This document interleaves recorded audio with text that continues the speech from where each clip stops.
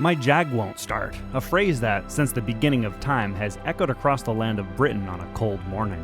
Well, now my Jag won't start, and I suspect the engine may be hydrolocked. Hydrolock is when one or more cylinders in the engine have fluid in them, and that prevents the engine from turning over. I should say I wasn't planning on filming this repair when I started on it, but then things got interesting, and here we are. Now, what are the symptoms? When I try to start the engine, I hear a substantial clunk, but the engine won't turn over. It suggests that the starter is engaging the flywheel, but it's unable to crank the engine. So far, all I've done is I removed the starter to test it, and I found that it does function properly. Why do I think the engine's hydrolocked? Based on the clunk when trying to start it, it feels like the starter is engaging and trying to turn the engine over, but it is meeting substantial resistance. And this is really all based on feel. If there is a fluid causing hydrolock, I think it would most likely either be fuel or coolant. Fuel could be caused by a bad leaking injector, and coolant could be caused by a bad head gasket or a cracked cylinder head. I should note that when I last drove this, the engine was running fine with no signs of overheating or any other issues.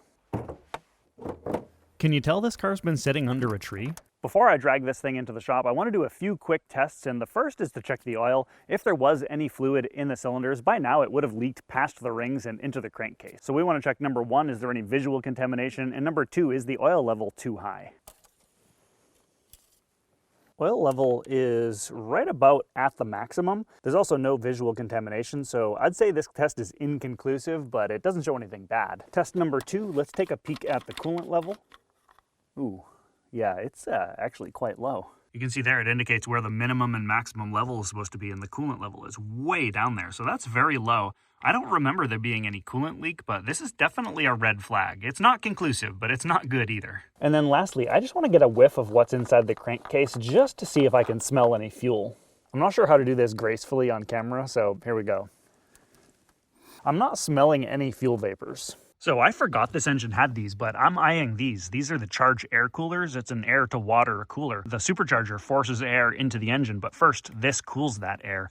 And so there's a lot of surface area inside here in between the water to air boundary, and that's how you get good heat transfer. But it's not unheard of for these to leak, and that would be a way for water to get inside the engine. And because they're at the top of the engine, it may not be difficult to test. I bet they're expensive though. Okay, so here's the plan. In order to test to see if these are leaking, I'm going to remove this ducting in the middle here, and then when I pressurize the cooling system, I should be able to listen inside here to see if I hear any hissing or bubbling, and that would indicate a leak.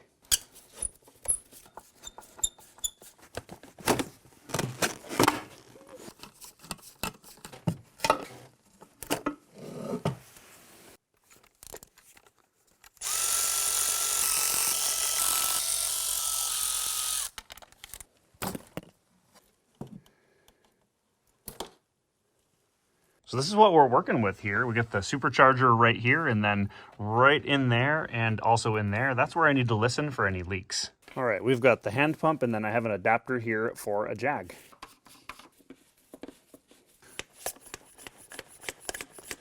It's not holding much pressure. I can hear it leaking from somewhere. Oh, I'm hearing a leak from right here.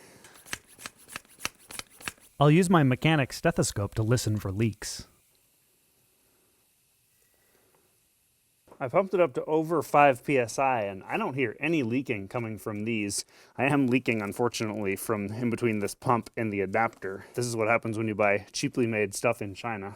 Okay, let's take a step back here and drain the oil out of the crankcase. If there's any coolant or water in it, that'll come out first because water is heavier than oil.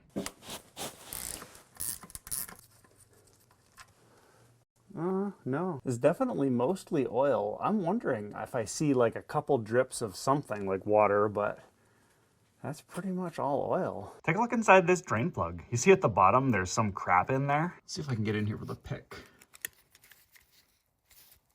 Oh, ooh. It behaves like ice. That's interesting. Well, I guess that's why there was no water that came out, because it's frozen. I mean, it's winter in New Hampshire after all. Well, I got a little propane heater here running that should heat up this oil pan and melt the ice, and then it should drain down into this little container so we can analyze it, take a look at it, smell it. Maybe we can determine what it is. we've got ourselves a little bit of a conundrum here. The question is that water or is it coolant? Water is really unlikely to get into the engine. I mean, this car was just sitting and I didn't drive it through a flood or anything like that. Coolant, on the other hand, there are plenty of ways that coolant can end up in the oil, and the coolant level was low, which is very suspicious. But coolant doesn't freeze like that. Or does it? Is it possible that when coolant sits in oil for an extended period of time, maybe the water and the antifreeze separate so that the water will freeze? I did a little bit of research on the internet. I asked ChatGPT and I did not get a good answer on this. If you happen to know, feel free to leave a comment down below. I mean, that definitely looks like water coming out. Okay, this is what came out, and it definitely is mostly oil, but there's definitely some water in there. Yeah, you can see that. Also worth noting is that the oil is kind of red, and I know that sometimes happens with gasoline vehicles, but I wonder if some of that is the dye from the coolant, which is pink. Okay, it's about a month later and I'm finally getting back to this project. With that liquid we found in the oil pan, coolant or water or whatever it was, we really needed to get back to this cooling system pressure test and need to do it properly. Previously, this tool was leaking right here, probably because of a cheap Chinese O-ring, and I could only get the system up to about 5 psi because it was leaking so quickly. I have a couple tricks up my sleeve so we can hopefully get it to hold pressure, and I'm gonna start with some silicone grease here right on this, and if that doesn't work, maybe I can get out the heat gun and heat this up, and maybe that'll make the rubber behave better. Apply this to the outside here. We're at about 11 psi. We have a little leaking from right here, but not as bad as last time. Let's give this a listen. I don't hear anything at the moment. So I decided to use my vacuum tester instead, and I had it pressurized to almost minus 20 inches of mercury here, and as you can see, it's almost down to 0 now, so it's definitely not holding pressure, and I don't think it is leaking from right here. In fact, you can see that there are bubbles leaking into the reservoir from down there. Since the system is under vacuum, the bubbles indicate that there is a leak somewhere in the system down that hose. Well, I think I may have found the source of my coolant leak. This hose connection there has some wetness around it, which suggests that it might have been leaking. If I take these hose clamp pliers and I do this, you hear that? And then it stops bubbling there. And then as soon as I take the hose clamp pliers off, it starts bubbling again. So the air is definitely coming from here. Is it leaking from there? I mean, I can't say I'm 100% sure, but I think it's likely. As far as that metal tube goes, it doesn't look like there's anything wrong with that. I mean, further down it's a little bit mangled, but as far as where the O-ring seals, I don't see any issues. As far as this end of the hose goes, there's an O-ring in there, and I think just replacing that will probably fix this leak. Okay, so this O-ring is very flattened on one side, so it's definitely just a matter of replacing the O-ring, and it should fix the leak. Nice new O-ring here, 85 cents at the hardware store. And I'm going to put some silicone grease on it just so that it goes in nice and smoothly.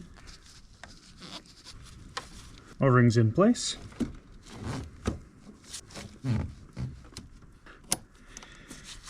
Okay, that's not going anywhere. So it seems that would explain my coolant leak, but that still doesn't explain how water got into the engine. Maybe that water in the oil was just water and it was never coolant, although I have no idea how it would have gotten there. Okay, with that repaired, let's use this to pull a vacuum and see if it holds vacuum, and that'll tell us whether or not we have any more leaks. So open this. That's good right there. Okay, so we got about, what is that? I'd say about 18 inches of mercury vacuum. Oh no, it looks like it is leaking down to about 17. Okay, something is leaking a little bit and we have to figure out what. Okay, I got a new pressure tester tool here. This hooks up to a compressed air supply, which is nice so I don't have to pump it, but we're still leaking down here. Using some soapy water, it actually looks like the leak is coming from this cooling system adapter and not this tool itself. Now that's probably fixable. Let's see what I can do. So this just screws into that blue plastic there, and it looks like they put some sort of a red in color thread sealant on it. I wonder if that's Loctite, but I'm gonna throw some PTFE tape on it and see if I can get that to seal it up. Well, we're still getting leaking there. I could mess around with this and try to seal up that leak, and maybe I will, but really what's important here is that I'm looking to detect any leaks in these coolers or also in the throttle body here because that has coolant going to it, and I can't hear any leaks going to those, so I don't think they're leaking. And all that's left is water getting directly into the cylinders through either a bad head gasket or a cracked block or cracked cylinder head. The next day, I decided to remove the spark plugs off camera so we can take a look inside the cylinders. Okay, I got out the test long here, so let's get in there and see what's going on. Cylinder 1 clearly has a lot of gunk in it that looks like it could be rust. If we switch to the side camera, we can see the intake valve open, quite a bit more rust and condensation on the cylinder wall. Okay, that was this first cylinder here, and it certainly looked like that may have been the problem. This one right here, the second cylinder, I'm having a hard time getting that coil pack off without breaking things, so let's take a peek in the third cylinder here and see what's going on. The third cylinder in this bank is actually cylinder number 5, but look what's inside. It's full of icy water. Switching to the side view shows much the same. For the sake of completeness, I decided to have a look in cylinder number 7, and it looks amazingly clean and dry. Also, look at that perfect crosshatch on the cylinder wall.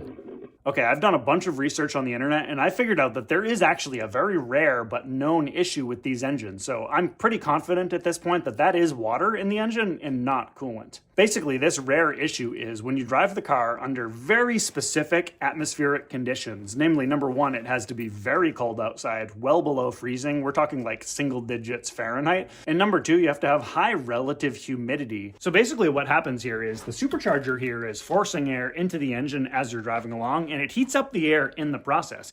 Next, the air goes through the charged air coolers, which cools it down, and that can cause condensation inside the charged air coolers. However, if the ambient temperature outside is cold enough that the coolant in the supercharger cooling system is below freezing, that can cause that condensation to freeze in the charged air cooler. And then as you're driving along, you basically get ice buildup in there. And then when you shut the car off, if the heat from the engine causes that ice to melt, these are built into the intake manifold, so all it takes is gravity for that water to go down, and it'll go into the cylinders of, well, whichever cylinders have their intake valves open. And then if it's a large enough quantity of water, it'll cause hydrolock like mine did. And some of you may be wondering, well, wait, isn't it engine coolant that's going through these charged air coolers, so wouldn't it be warm? Well, yes, it does use the same coolant as the main engine cooling systems, but the main cooling system and the supercharger cooling systems, they are highly isolated so that there's very little heat transfer between the two. In fact, there's actually two radiators in the front here. One of them's for the main engine cooling system and one of them's for the supercharger. There's also no thermostat for the supercharger cooling system, but there is a pump that runs all the time, just constantly cycling coolant through the radiator. So I think you can imagine that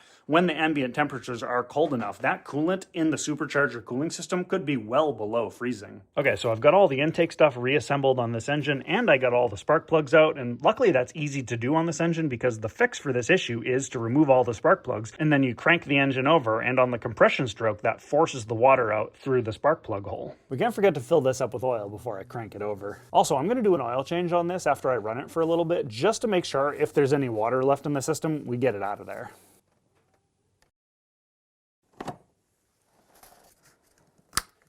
Here we go, let's crank it over. As it turns out, only cylinder number 5 had any substantial amount of water in it. After I cranked the engine, I took another look inside cylinder number 1, and I'm pleased to report that the cylinder walls look very good. There is some goop left over in the cylinder that should be expelled out the exhaust when the engine is running. Okay, before we try starting it up, let's vacuum fill this cooling system. And we're filling it up with G30. That's good. Take this and stick it in there. Open this. And that should fill up with coolant now. Okay, pressure has nearly equalized, so we're not going to get much more coolant in here. Okay, let's start her up and see what happens. I'm not expecting it to run smoothly right away, but reports have said that after you run it for a bit, then it gets back to normal.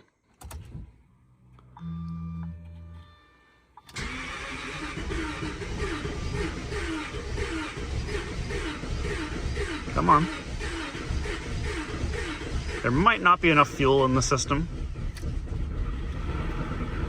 All right, it's running. Yeah, she's running pretty well now.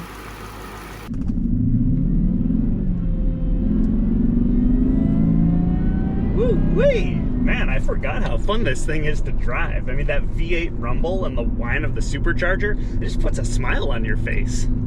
Yeah, so the car's running great, which is great news.